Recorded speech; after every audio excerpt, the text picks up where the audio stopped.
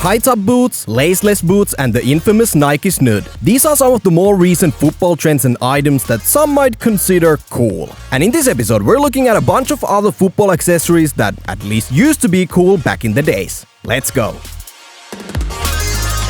Stand up. Speak up.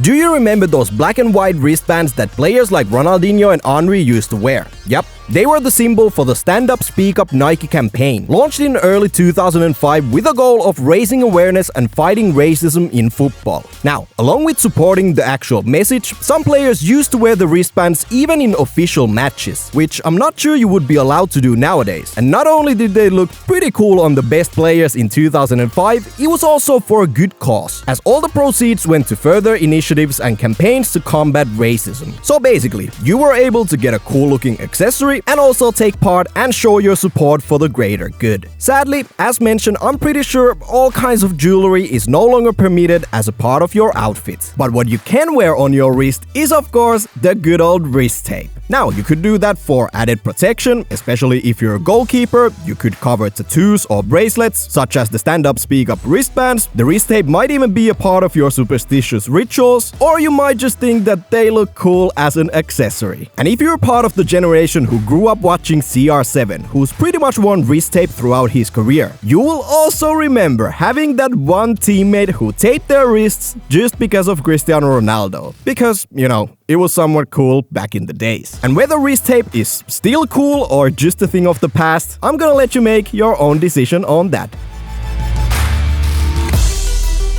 Another accessory that first and foremost serves a performance-related purpose is sock tape, which is an accessory players have used all the way from the 70s, if not earlier. But I would argue that once again, it was the young Manchester United superstar Cristiano Ronaldo who also made it cool to rock hefty layers of sock tape in the mid-2000s. And 99% of the time, that same teammate who wore wrist tape like CR7 most likely also wrapped his shin pads in sock tape. Again, sock tape is meant to help you keep the shin guards in place, especially once you get rid of that bulky ankle protection part. But I'm super confident a lot of people started first getting into the sock tape game because of Cristiano Ronaldo, who really made it cool. Now, you could also make a case about hairbands and how they used to be cool back in the days.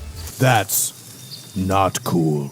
And whether it was because of Sergio Ramos, Lionel Messi, David Beckham, or especially the prime Fernando Torres, I at least recall the time when, if you wanted to look slightly cooler on the pitch, you'd grow out your hair like Torres and snap that hairband on for matches. Yes, the hairband did and still does serve an actual purpose, and there at least used to be a certain cool factor to wearing them as well. But I do understand it might be a bit of a stretch, as you could then just name every David Beckham hairstyle ever and say it was once cool, which is also true. But one thing that without a doubt used to be cool was the baggy shirts players used to wear in the 90s and onwards. Nowadays, football shirts are designed for an almost skin-tight fit, and the brands tell us all the crazy technology is supposed to improve the performance by using lighter materials and making the shirts more breathable and aerodynamic. And some might even say that the modern shirts are harder for the defenders to grab. But not too long ago, those classic one-size-fits-all shirts were absolutely cool. Now, just like extremely short shorts in the 70s and baggy shirts some 20 years ago, any kind of clothing is always connected to fashion and trends. And it will be fun to see if baggy shirts will, at some point in the future, become so cool that even the top level players want to once again wear them, or if the brands see any value in designing them in the first place. But no matter what, they used to be cool. Lastly, what if I told you that even such a simple thing as colored boots were once really cool? Or at least not very common. I'm pretty sure you know that back in the days, it was all about black boots. And one of the first players to break the mold was Alan Ball, who famously started wearing white boots in the 70s. From there on, it really was only a selected few players who might have worn red, white, or green boots here and there. And while football boots started having different colors as details in the stitching and on the sole plates already over 40 years ago, they still remained predominantly black.